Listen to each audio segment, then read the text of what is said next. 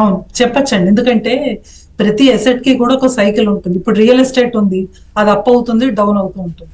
అలాగే అవును. అన్ని కూడా అప్ డౌన్ అవుతూ ఉంటాయి కదా, మరి అలాగే బంగారం కూడా పెరుగుతూ ఉంటుంది, తగ్గుతూ ఉంటుంది. అవును. ఇప్పుడు బంగారం అనేది లేడీస్ పర్సనల్ ఎసెట్ గా చాలా మంది భావిస్తూ ఉంటారు. హ్మ్. అందుకు రియాక్ట్ అంతగా అవుతున్నారు. హ్మ్. ఇదే రియల్ ఎస్టేట్ అయింది. హ్మ్. ఇప్పుడు గవర్నమెంట్ మారినా, లేకపోతే యుద్ధాలైనా, లేకపోతే వెదర్ కండిషన్స్ బాగాలేకపోయినా real estate up and down ఇదంతా చాలా కామన్.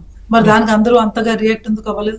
అప్పుడేమో ఓన్లీ కంపెనీలో రియాక్ట్ అవ్వాలని అంటున్నారు. హ్మ్. ఇప్పుడు బంగారం జోలికి వచ్చేటప్పటికి మాత్రం ఆడవాళ్ళందరూ కూడా రియాక్ట్ అవుతానని అంటున్నారు. అది తప్పు. హ్మ్. అందుకు మనం ప్రతి ఎసెట్ కి ఒక సైకిల్ ఉన్నట్టే, అప్ అండ్ డౌన్ సైకిల్ ఉన్నట్టే. ఇప్పుడు ఒకప్పుడు అందరూ ఏం చెప్పేవారు? బంగారం కొనుక్కోండి, ఫ్యూచర్ లో అమ్ముకుంటే డబ్బులు వస్తాయని చెప్తున్నారు. అవును. దాని గతంలో మనం చూసాం కదా, ప్రైజెస్ మళ్ళీ తగ్గాయి, మళ్ళీ వాలటైల్ గా ఉన్నాయి. కొంతమంది అంటే కొనమని చెప్తున్నారు.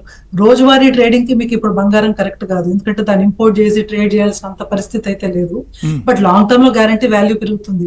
మనం హ్మ్. గత 4-5 years 10 years చూస్తే, కోవిడ్ అలాంటి పెద్ద పెద్ద సమస్యలు వచ్చాక కూడా గోల్డ్ వాల్యూ చాలా పెరిగింది. అవును. సో లాంగ్ టర్మ్ లో ఖచ్చితంగా పెరుగుతుంది, డౌటే లేదు.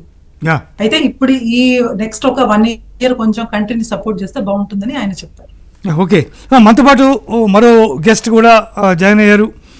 ఆర్థిక రంగ నిపుణులు, అట్లాగే విశ్లేషకులు, చాలా మంచి విశ్లేషకులు చంద్రమూర్తి గారు కూడా ప్రస్తుతం మనతో ఉన్నారు. వారు కూడా జాయిన్ అయ్యారు. వారితో కూడా మాట్లాడి వారి దగ్గర నుంచి కొన్ని విశేషాలు తెలుసుకునే ప్రయత్నం చేద్దాం. చంద్రమూర్తి గారు నమస్కారం. మీ వాయిస్ వినపట్లేదండి. ఒకసారి మ్యూట్లో ఉందేమో ఒకసారి చూస్తారు ఒకసారి. అవునండి, అవునండి. నమస్తే అండి. నమస్కారం. నమస్కారం సార్. ఇప్పుడు ఈ పరిస్థితి మనకి మోడీ గారు అయితే 1 year అని చెప్పారు. 1 year పాటు బంగారం కొనకండి, అట్లాగే ఆయిల్ వినియోగాన్ని, ముఖ్యంగా పెట్రోల్ డీజిల్ వినియోగాన్ని తగ్గించండి అని చెప్పారు. కానీ ఈ పరిస్థితి ఎంతకాలం పాటు కొనసాగుతుందని మీ అంచనా ఆర్థిక విశ్లేషకులుగా? యాక్చువల్గా అండి, ఇవాళ చైనా యుఎస్ఏ మీటింగ్ ఉంది. ఇవాళ రేపట్లో కొంత ఒక క్లారిటీ వస్తుంది.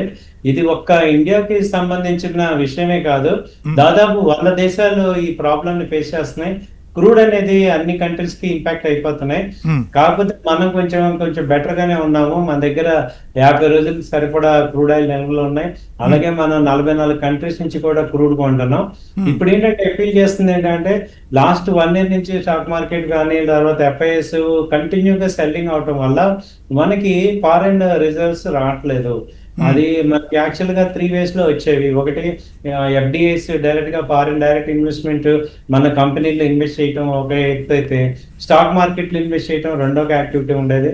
మూడోది, ఎన్ఆర్ఐస్ మన ఇండియన్స్ బయట కంట్రీస్ కి వెళ్ళి వాళ్ళు మనీ రెమిటెన్స్ చేయడం ద్వారా మనకి డాలర్స్ వచ్చేవి.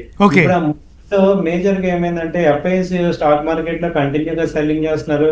అలాగే ట్రంప్ గారి వల్ల అక్కడ ఎన్ఆర్ఐస్ కి డబ్బులు రావట్లేదు, వాళ్ళు రెమిటెన్స్ తగ్గించారు. కాబట్టి మన యొక్క ఈ యొక్క డాలర్ రిజర్వ్స్ బాగా తగ్గిపోయినాయి. 800 బిలియన్స్ ఇంకో 6-8 months వరకు వస్తుంది అంటున్నారు. సో ఇలాంటి పరిస్థితుల్లో ఉన్న ఆల్టర్నేటివ్స్ ఏంటి అని చూసుకుంటే, క్రూడ్ ఒకటి, గోల్డ్ ఒకటే మేజర్ ఇంపోర్ట్స్ మనకి.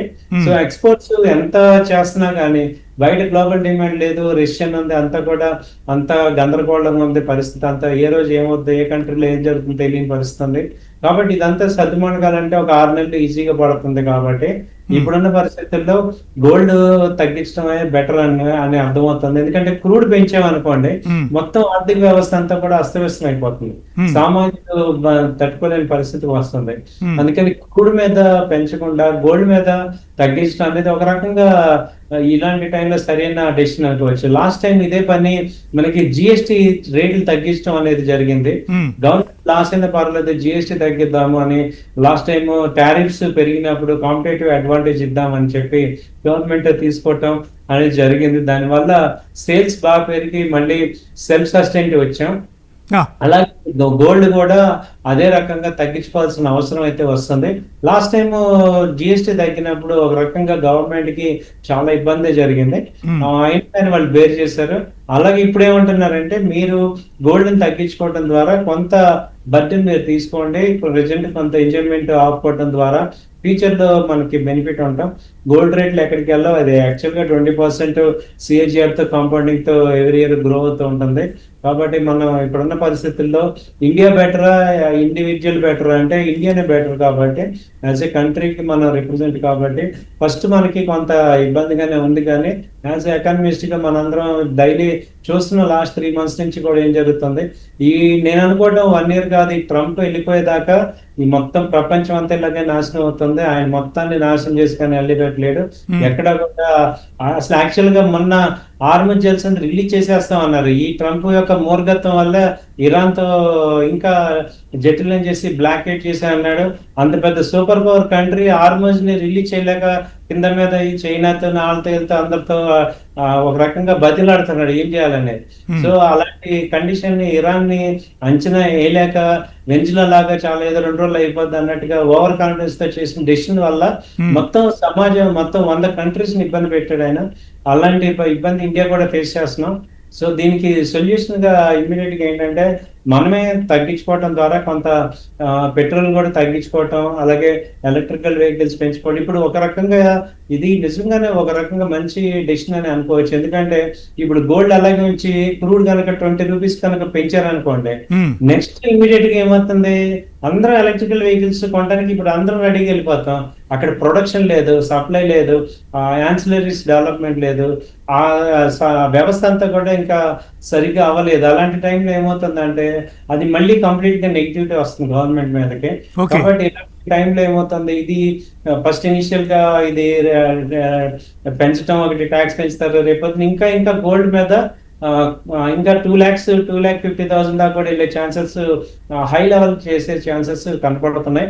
తర్వాత ఇప్పుడు మనకి అంతకుముందు బ్యాంకులో ఎలా అయితే డిపాజిట్ ఎంతైనా ఒకప్పుడు డిపాజిట్ చేయొచ్చు, క్యాష్ డిపాజిట్, వల్ల 50,000 వరకే రిస్ట్రిక్షన్ ఉంది. ఆ తర్వాత ఎలా అయితే మనకి రేట్లు పెంచుతున్నారో ఇది కూడా అంతే. గోల్డ్ కూడా ఇప్పుడు ఆల్రెడీ ఉన్న గోల్డ్ మీ దగ్గర ఉన్నది ఎంత ఉందనేది అడగకపోవచ్చు, కానీ నెక్స్ట్ గోల్డ్ కొనేటప్పుడు మాత్రం మీకు ఆల్రెడీ ట్రాకింగ్ అయితే ఉంటుంది. ఏ గోల్డ్ కొంటున్నారు, ఎందుకు కొంటున్నారు, ఎంతవరకు రిస్ట్రిక్షన్ అనేది ఆ ట్రాకింగ్ అది కూడా తీసుకొస్తారు వ్యవస్థని. దానివల్ల ఏమవుతుందంటే మనం ఎంతవరకు కొనాలి ఏంటనేది రిస్ట్రిక్టెడ్ ఏరియా అయితే అవ్వాల్సిన అవసరం ఉంది. ఎందుకంటే ఒక 800 tons లో 400 tons తగ్గినా మనం చాలా మంచి పొజిషన్కి వెళ్తాం. మన రూపీ స్ట్రాంగ్ అవుతుంది, ఎఫ్ఐఎస్ మళ్ళీ ఎంటర్ అవుతారు. సో